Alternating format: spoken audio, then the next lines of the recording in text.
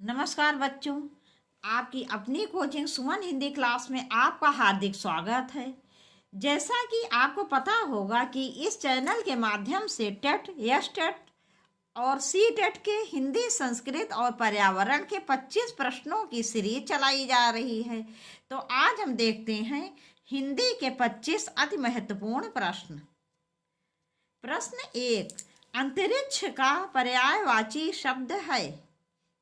ए पृथ्वी आकाश, B व्योम आकाश, सी सूरत Agnipath, D अनंत गगन। इसका विकल्प B सही है, व्योम आकाश। व्योम आकाश, गगन, आसमान, नभ, ये सब आकाश या अंतरिक्ष के पर्यायवाची हैं। देखेंगे अगला प्रश्न। प्रश्न 2, आजन्म शब्द में समास है। आजन्म शब्द में समास है। ए बहुब्री, बी द्वंद्व, सी अव्ययी भाव, डी कर्मधारय। इसका विकल्प सी सही है, अव्ययी भाव। अव्ययी भाव समास में प्रथम पद अव्यय होता है और वह प्रधान होता है। इतना प्रधान होता है कि समस्त पद अव्यय की भांति कार्य करने लगते हैं। पहली पहचान तो ये है अव्ययी भाव समास की। दूसरी, अव्ययी भाव समास की पहचान के लिए सबसे अच्छा तरीका ये भी है कि पहला शब्द उपसर्ग रहता है। जैसे यहाँ पर जन्म मूल शब्द है और आ उपसर्ग लग गया है, तो यदि आप कहीं पर भी उपसर्ग देखते हैं या पहला शब्द अव्यय देखते हैं तो वहाँ पर अव्ययी भाव समास होगा। आजन्म, जब हम इसको तोड़ेंगे, इसका विग्रह करेंगे तो हो जाएगा जीवन पर्यंत या जीवन भर। देखेंगे अगला प्रश्न। प्रश्न 3, प्रागैतिहासिक में किस उपसर्ग का प्रयोग हुआ है। प्रागैतिहासिक में किस उपसर्ग का प्रयोग है। ए प्राक, बी प्राग, सी प्रा, डी प्रागैति। इसका विकल्प ए सही है, प्राक। यहाँ ऐतिहासिक मूल शब्द है और प्राक उपसर्ग लग गया तो शब्द बना प्रागैतिहासिक। देखेंगे अगला प्रश्न। प्रश्न 4, इसमें अलंकार बताइए। चारु चंद्र की चंचल किरणी खेल रही हैं जल थल में। चारु चंद्र की चंचल किरणी खेल रही हैं जल थल में। ए यमक, बी उपमा, सी अनुप्रास, डी श्लेष। इसका विकल्प सी सही है, अनुप्रास। अनुप्रास अलंकार वहाँ होता है जहाँ एक ही वर्ण की बार बार आवृत्ति होती है। जैसे यहाँ चा वर्ण की कई बार आवृत्ति हुई है, इसलिए यहाँ पर अनुप्रास अलंकार है। देखेंगे अगला प्रश्न। प्रश्न 5, किस वाक्य में परिमाणवाचक क्रिया विशेषण है। ए इस बार बारिश में बहुत ओले पड़े, बी यह लड़की सुंदर है, सी मैदान हरा भरा है, डी तुम अच्छे खिलाड़ी हो। इसका विकल्प ए सही है, इस बार बारिश में बहुत ओले पड़े। परिमाणवाचक क्रिया विशेषण वहाँ होता है जहाँ किसी वस्तु या पदार्थ की मात्रा का बोध होता है। जैसे पढ़ना, पढ़े क्या है, पढ़ना क्रिया है, तो यह परिमाणवाचक क्रिया विशेषण है। क्रिया विशेषण उसे कहते हैं जो क्रिया की विशेषता बताता है। तो क्रिया विशेषण के मुख्य रूप से 4 भेद होते हैं। कालवाचक क्रिया विशेषण, स्थानवाचक क्रिया विशेषण, रीतिवाचक क्रिया विशेषण और परिमाणवाचक क्रिया विशेषण। तो जहाँ क्रिया की मात्रा या नाप तौल का बोध होता है वहाँ पर परिमाणवाचक क्रिया विशेषण होता है। जैसे इस बारिश में बहुत ओले पड़े, पड़ना क्या है, क्रिया है, और क्या पड़े, ओले पड़े। तो यहाँ ओलों की एक अनिश्चित मात्रा का बोध हो रहा है, इसलिए यहाँ पर परिमाणवाचक क्रिया विशेषण है। देखेंगे अगला प्रश्न। प्रश्न 6, निम्नलिखित में से कौन सा विकल्प बहु का बहुवचन दर्शाता है। ए बहुएं, बी बहुजन, सी बहुएं, डी बहुएं। इसका विकल्प ए सही है, बहुएं। इसका विकल्प ए सही बहुएं। देखेंगे अगला प्रश्न। प्रश्न 7, कौन सा शब्द अव्यय नहीं है? ये अव्यय शब्द गलत लिखा है। यहाँ पर छोटा आगे बाद आधा वा रहेगा और 2 या रहेंगे। शब्द होता है अव्यय, तो जैसे मैंने लिख दिया इसी प्रकार से अव्यय शब्द लिखा जाएगा। कौन सा शब्द अव्यय नहीं है? प्रश्न है कौन सा शब्द अव्यय नहीं है? ए आज, बी कल, सी इधर, डी किसे। इसका विकल्प डी सही है, किसे। किसे शब्द जो है ये अव्यय नहीं है। इसके अतिरिक्त आज, कल और इधर ये तीनों ही अव्यय हैं। और ये तीनों जो है ये कौन सा अव्यय है? क्रिया विशेषण। क्रिया विशेषण में भी ये कालवाचक क्रिया विशेषण है। आजकल जो है ये कालवाचक क्रिया विशेषण है और इधर अव्यय जो है ये दिशावाचक क्रिया विशेषण है। देखेंगे अगला प्रश्न। प्रश्न 8, खिड़की किस प्रकार का शब्द है? ए तद्भव, बी विदेशज, सी देशज, डी वर्ण संकर। इसका विकल्प सी सही है, देशज। खिड़की, खिचड़ी, किलकित, जूता, इस प्रकार के शब्द देशज कहलाती हैं, जिनकी उत्पत्ति अपने ही देश में होती है, लेकिन यह पता नहीं चल पाता है कि इन शब्दों की उत्पत्ति कब हुई और किस स्थान से हुई। बस केवल यह निश्चित रहता है कि उत्पत्ति अपने ही देश में होती है। देखेंगे अगला प्रश्न। प्रश्न 9, अनुरूप का विलोम है। अनुरूप का विलोम है। ए विरूप, बी प्रतिरूप, सी अपरूप, डी व्यतिरूप। इसका विकल्प बी सही है, प्रतिरूप। अनुरूप का क्या अर्थ होता है? एक ही समान रूप वाले या अपने रूप के अनुसार। और प्रतिरूप का क्या अर्थ है? दूसरी प्रकार का रूप जो अपने रूप के अनुसार ना हो। देखेंगे अगला प्रश्न। प्रश्न 10, निम्नलिखित में से कौन सा शब्द पुल्लिंग है? निम्नलिखित में से कौन सा शब्द पुल्लिंग है? ए आशा, बी आज्ञा, सी गरिमा, डी सागर। इसका विकल्प डी सही है, सागर। सागर शब्द क्या है? पुल्लिंग है। सागर बहुत बड़ा है। आशा की जाती है, आज्ञा दी जाती है, गरिमा होती है। तो ये तीनों ही शब्द ए बी सी स्त्रीलिंग है और सागर शब्द पुल्लिंग है। देखेंगे अगला प्रश्न। प्रश्न 11, क्रिया से बनने वाली भाववाचक संज्ञा है। ए थकावट, बी बुराई, सी आलस, डी बुढ़ापा। इसका विकल्प ए सही है, थकावट। यहाँ थकना मूल शब्द है, थकना क्रिया है और थक क्या है? मूल धातु है। थकना क्रिया है और थक मूल धातु है। जब मूल धातु में न जोड़ दिया जाता है तब वो क्रिया बन जाती है।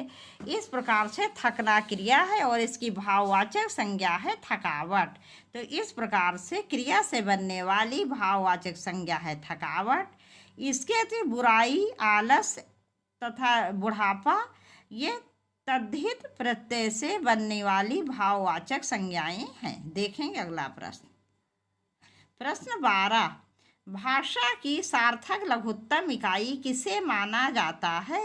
ए शब्द, बी वर्ण, सी अर्थ, डी मात्रा। इसका विकल्प ए सही है, शब्द।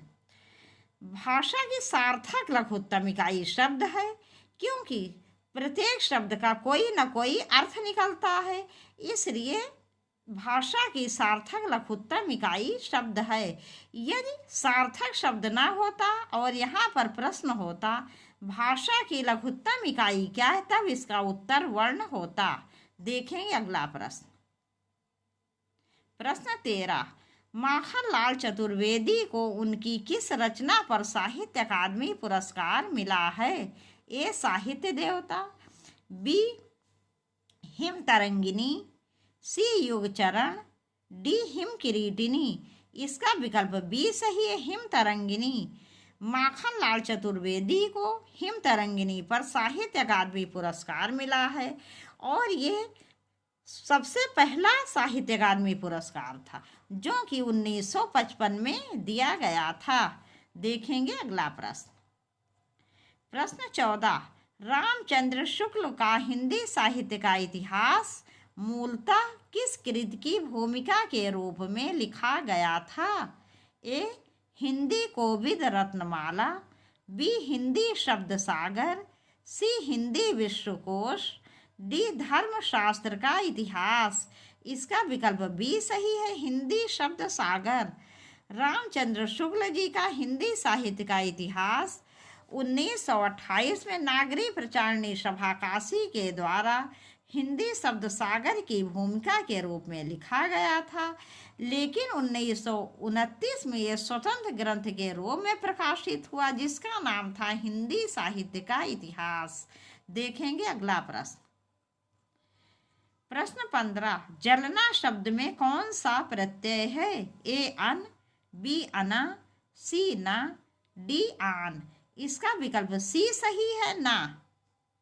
इसका विकल्प सी सही है, ना। यहाँ जल मूल शब्द है और ना प्रत्यय लग गया तो शब्द बना जलना और यह कृत प्रत्यय है। देखेंगे अगला प्रश्न।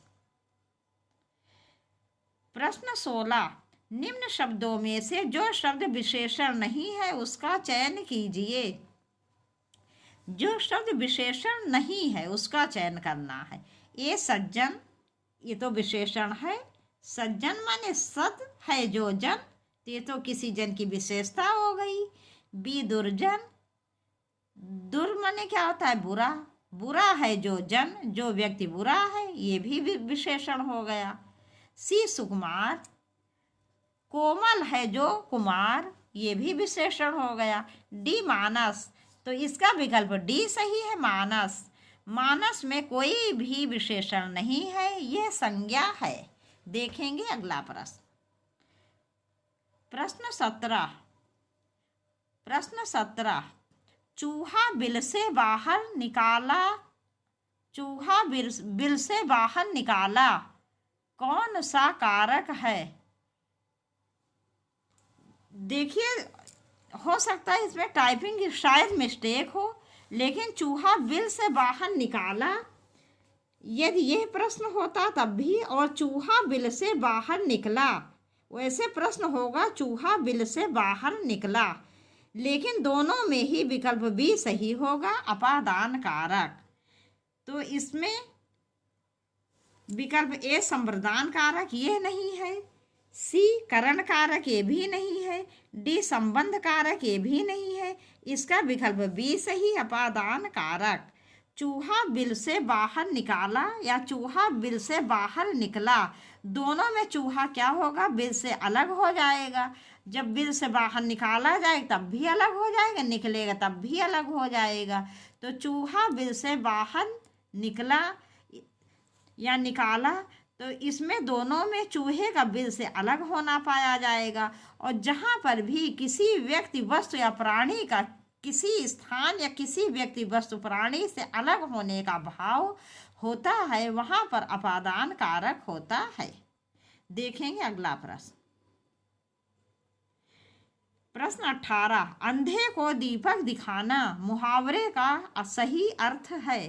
ए अंधे को रास्ता रोशन करना, बी नासमझ को उपदेश देना, सी नासमझ को रोशनी देना, डी अंधे की सहायता करना। इसका विकल्प बी सही है, नासमझ को उपदेश देना। इसका विकल्प बी सही है, नासमझ को उपदेश देना। तो अंधे को दीपक दिखाना, इसका अर्थ है नासमझ को उपदेश देना। किसी नासमझ मूर्ख व्यक्ति को आप चाहे जितना उपदेश दीजिए, लेकिन उसका उसके ऊपर कोई भी प्रभाव नहीं पड़ेगा, बल्कि वो क्या करेगा? उसका उल्टा अर्थ निकालेगा। देखेंगे अगला प्रश्न। प्रश्न 19, मैं स्वयं चला जाऊंगा वाक्य में निजवाचक सर्वनाम कौन सा है? ए मैं, बी स्वयं, सी चला, डी आऊंगा। इसका विकल्प बी सही है, स्वयं। जहां पर स्वयं कार्य करने का बोध होता है वहां पर निजवाचक सर्वनाम होता है। देखेंगे अगला प्रश्न। अनिश्चित जीविका के लिए सही शब्द है। ए आंशिक सेवा, बी अस्थायी सेवा, सी अर्ध रोजगार, डी आकाश वृत्ति। इसका विकल्प डी सही है, आकाश वृत्ति। अगला प्रश्न देखेंगे। अगला प्रश्न, प्रश्न 21। अमी का तत्सम रूप है। अमी का तत्सम रूप है। ए अमी, बी अमृत, सी अमृत, डी अमी। इसका विकल्प बी सही है, अमृत। इसका विकल्प बी सही है, अमृत। अमी क्या है? तद्भव है और इसका तत्सम रूप होगा अमृत। देखेंगे अगला प्रश्न। प्रश्न 22। अनीक का पर्यायवाची है। अनीक का पर्यायवाची है। ए अर्जुन, बी सेना, सी अग्नि, डी घोड़ा। इसका विकल्प बी सही है, सेना। अनीक का पर्यायवाची है सेना, फौज, दल, अनिकटक, अनिकिनी, चमू, लश्कर, पलटन आदि। देखेंगे अगला प्रश्न। प्रश्न 23। निम्न में से किस शब्द में तद्धित प्रत्यय का प्रयोग हुआ है? ए वार्षिक, बी भिड़ंत, सी लड़ाई, डी मिलाप। इसका विकल्प ए सही है, वार्षिक। इसका विकल्प ए सही है, वार्षिक। प्रत्यय क्या होते हैं?